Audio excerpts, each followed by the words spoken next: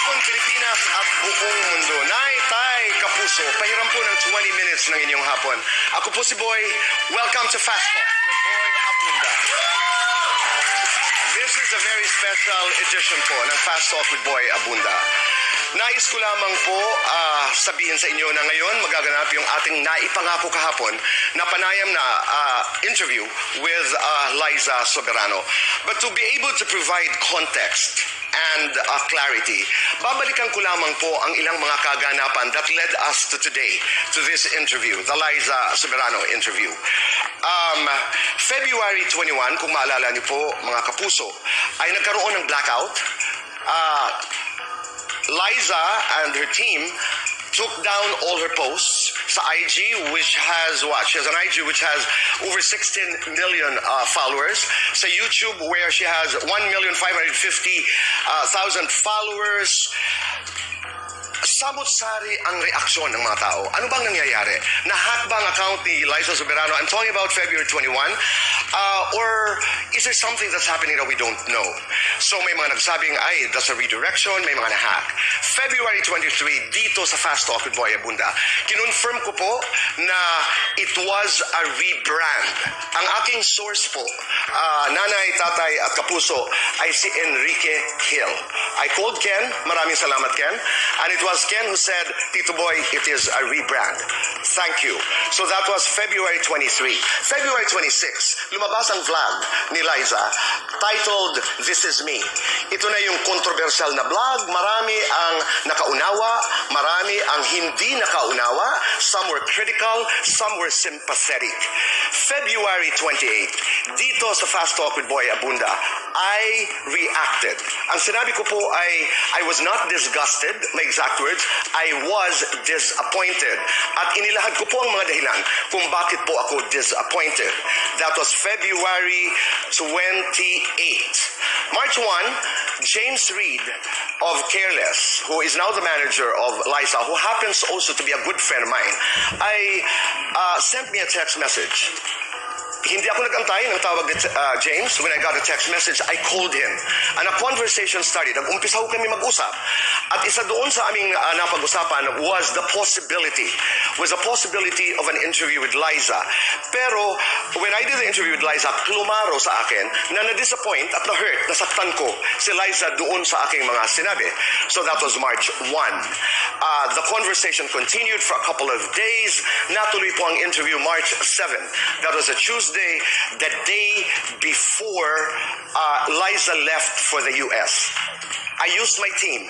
I'd like to thank my team. This was filmed by a young filmmaker who doesn't do television. Gumagawa siya ng pelikula, but he found time because he wanted to do this. He wanted to do this story.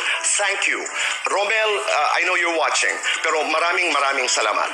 March 7, I did the interview, and today nga maya-maya lamang ay mapapanood po ninyo. Nais ko lamang po sabihin sa inyo, I've been working in the industry for quite a while, for a long time now. Alam ko na marami ang involved dito sa kwentong ito. Bumusina po ako, nanay, tatay, kapuso. Kinausap ko po si Miss Cory Vidanes ng ABS-CBN. Nagpasintabi po ako that I am doing this interview. Kinausap ko po ang kaibigang Oji Diaz, the former manager of LIZA, at sinabi kong ako'y may interview with LIZA Soberano. And James Reid, I know you're watching, and the team of Careless, maraming salamat for trusting me with this story. What am I saying? Boy Abunda, ako po, takes full responsibility for this story. Para po sa inyo, dahil we feel, and I feel personally very strongly, that you deserve an honest interview, the best that we can ever deliver. So narito po, mga kapuso, ang aming panayam kasama si LIZA Soberano. Panoorin po natin.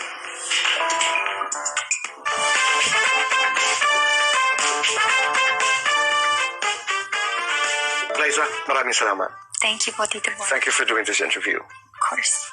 Paglabas ng vlog mo, I'm talking about a 14-minute vlog, I reacted on my television show, Fast Talk with Boy Abunda. Ang kaibigan kong James Reid reached out. Nag-usap kami. We talked about the possibility of doing this interview, which is happening right now. Ang dami nang nangyari. Ang dami nang nasabi right now, why did you decide to do this interview? Why? Honestly, at first, ayoko po. I didn't want to do it because I didn't feel the need initially to further explain my thought process. But I started having feelings of regret because there were so many different interpretations of what I said, and I just felt the need to further explain myself because it was getting so noisy and so many different thoughts and opinions were coming in. So I felt like I needed to defend myself. I'll go to the vlog. Okay. After I saw it, my reaction was that I was disappointed. Because I felt parang bakit disregard ni LIZA yung kanyang nakaraan? It's okay to rebrand, it's okay to redirect. But don't forget where you started, because you got to where you are because of the people who helped you, because of everything that had happened. I remember saying, good or bad, got you to where you are today, and nothing is ever wasted. And then I said, journey in gratitude. Para sa mga fans, para sa mga managers, para sa mga taong sumuporta sa'yo. What was your reaction? Na-hurt ako kasi feeling ko of all people, ikaw yung makakaintindi. Because, I see you as one of the wisest in the industries, and sa dami ng napagdaanan mo with different personalities, parang you always saw things for what they were. And parang ang paniniwala ko, your judgment isn't clouded by the noise of the media, by what the fans say. So parang I felt misunderstood by you.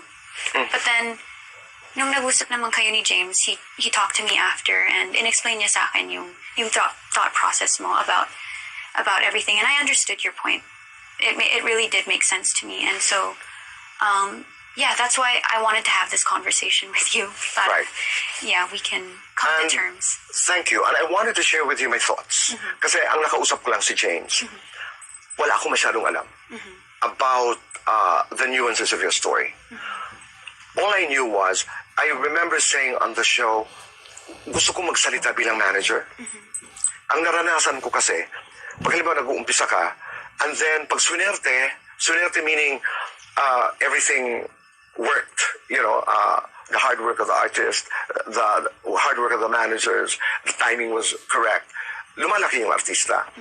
And then I call it the power base shifting. When an artist becomes bigger, the dynamics changes.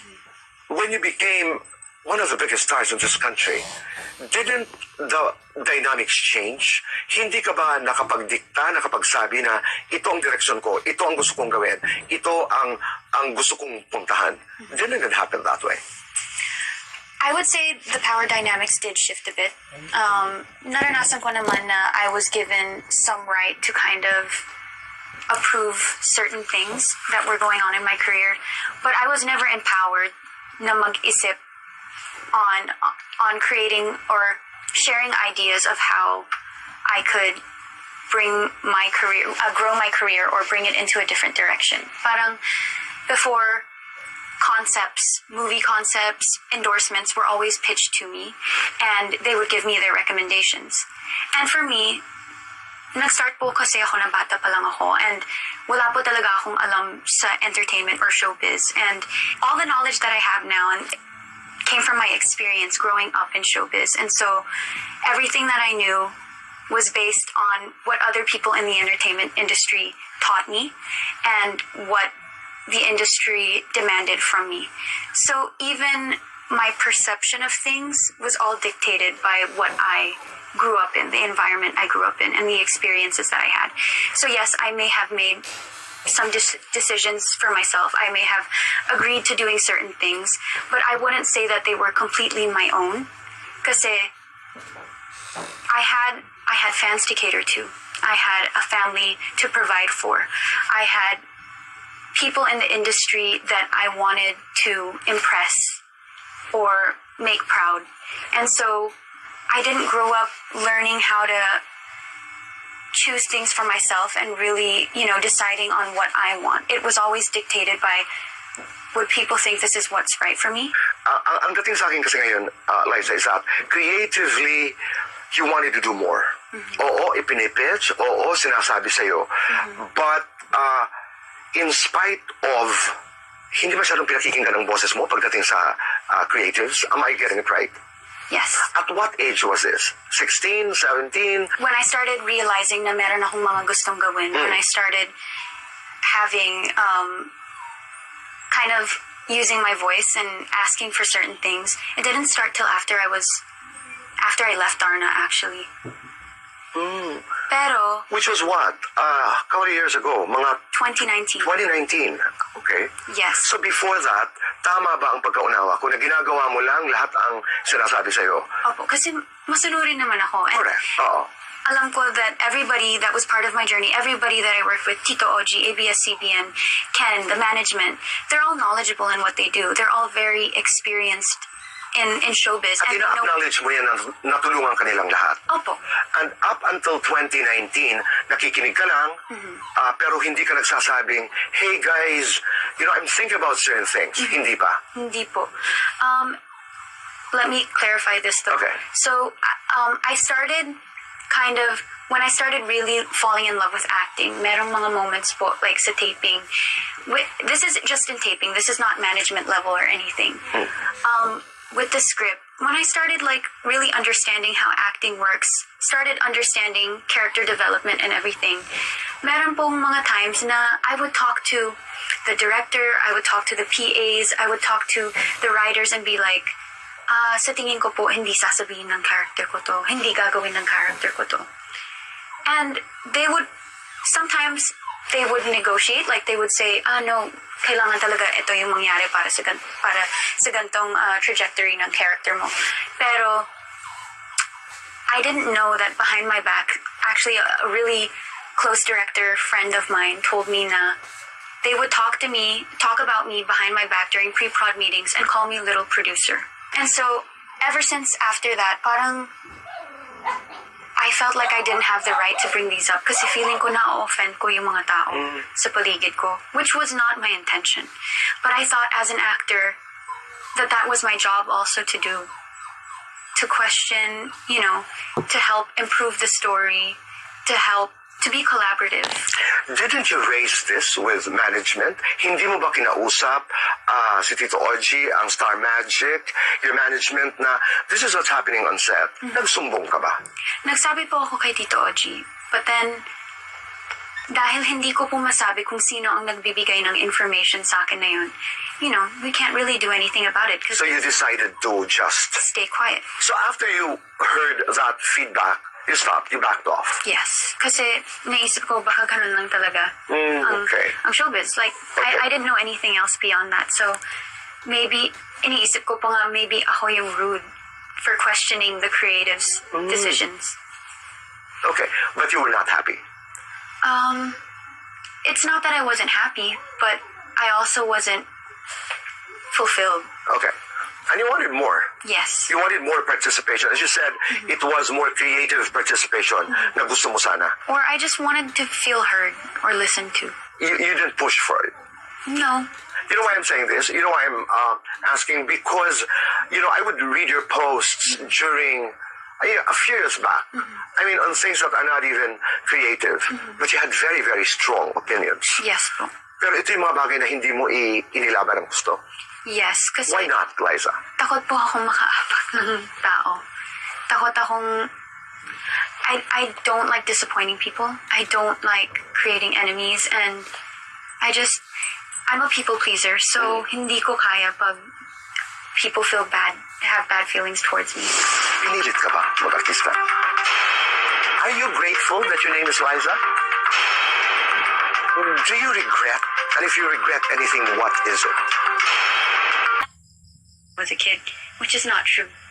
Kasi it came out of a place, it came from need, a necessity. I needed to make money for my family. Yes, I admit, I agreed to everything that was happening because yun ang nakakabuti para sa akin. And this is not about what's right or what's wrong.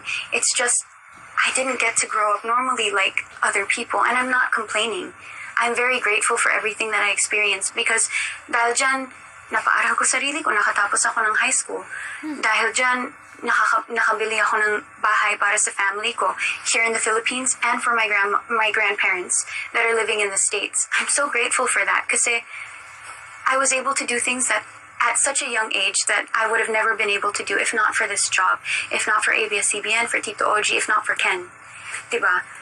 Pero I just needed to state that I didn't get to become or discover myself on my own terms. I had to do it with the whole country looking at me and other people telling me what was good for me and what was not good for me. Pinilit ka ba mag-artista? And that's hard to answer. So, there's a little backstory to this. Nung 10 po ako, that's when I first came to the Philippines. May lumapit na po sa akin para mag-going bulilit. And me and my dad, Sean, the one that lives here in the Philippines, we had a really big fight kasi ayoko. I was a very shy girl. I was very boyish, didn't know how to speak Tagalog, and wasn't honestly expecting na magtatagal po ako dito sa Philippines. Akala ko babalik din po ako kagad sa States.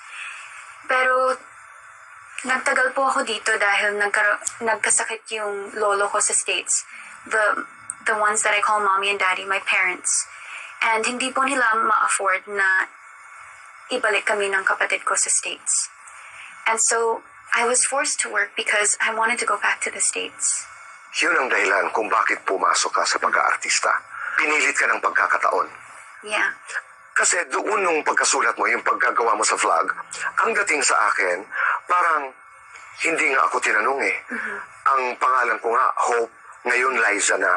So it a bit sounded like a complaint, which now I'm starting to understand because what you're trying to say, no, I'm just stating a fact. Okay? Yes po. Pakipaliwanag yun, LIZA. Are you grateful that your name is LIZA? I am. Kasi, ang gusto ko po, actually, I'm very grateful na meron akong LIZA and meron akong Hope.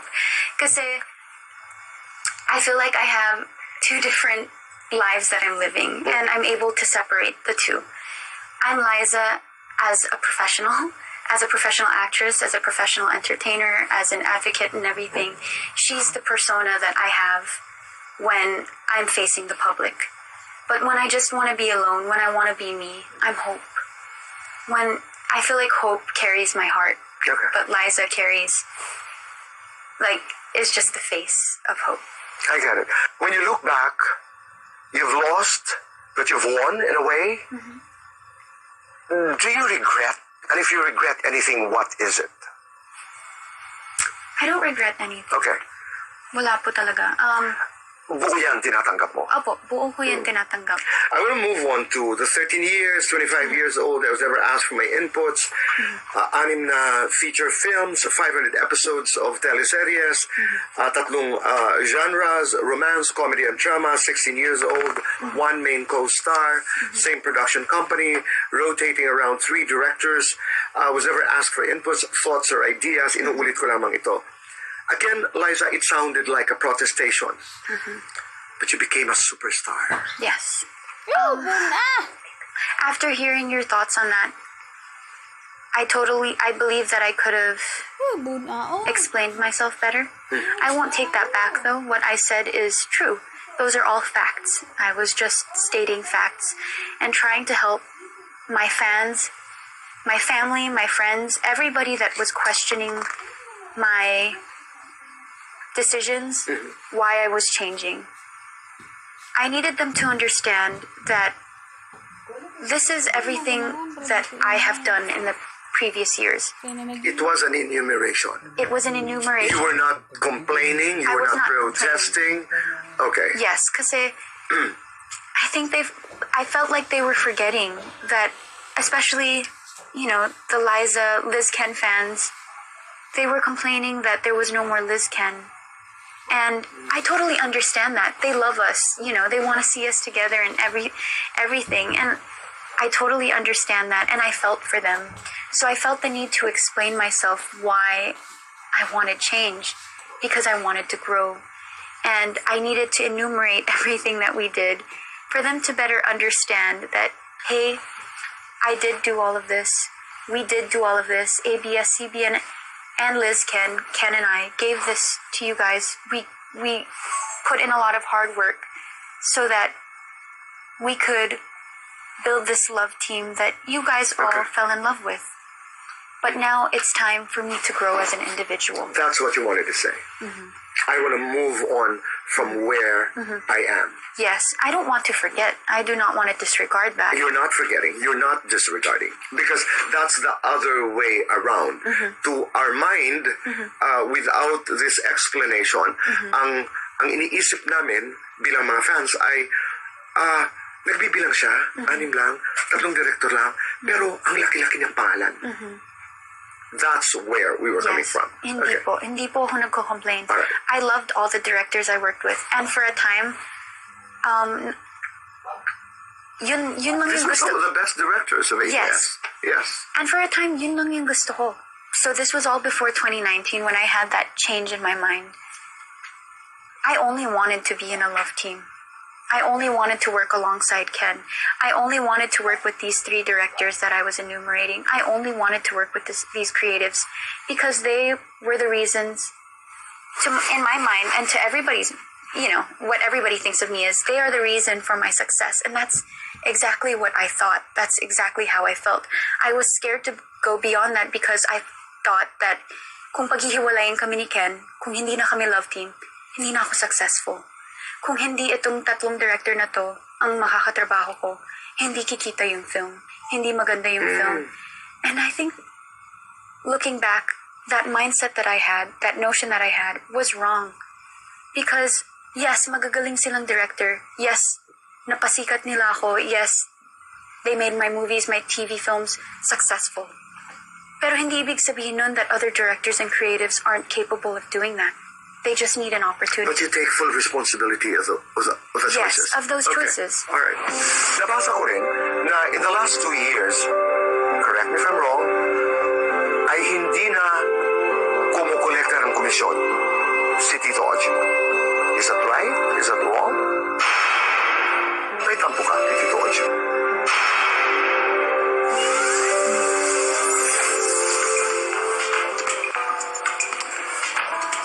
Naitay Kapuso, ang second part po ng aming interview, ng aming pag-uusap ni Liza Soberano ay inyong mapapanood po dito sa Fast Talk with Boy Abunda sa darating na Lunes.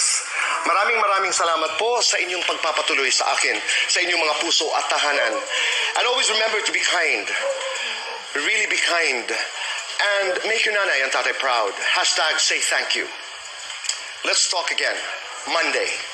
Goodbye for now. And God bless.